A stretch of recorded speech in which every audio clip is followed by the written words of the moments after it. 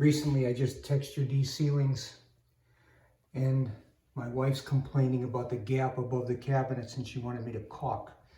Well, I don't really want to caulk up there, so I decided I wanted to put some joint compound up in that crack to just fill it. So what I decided to do was to take a Harbor Freight 9 ml glove, and I tied off the thumb with the first finger and the pinky with the fourth finger, and I left the middle finger, and I filled this with joint compound, and I poked a little bit of a hole in there, and I'm going to see how this works here now. So let's see here. I'm going to come over here and try to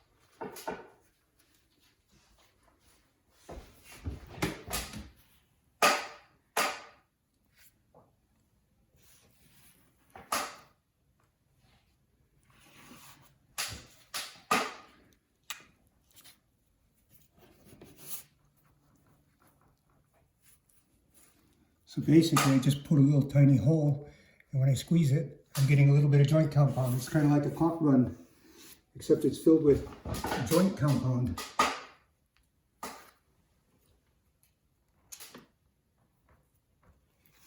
That's it. Thanks for watching.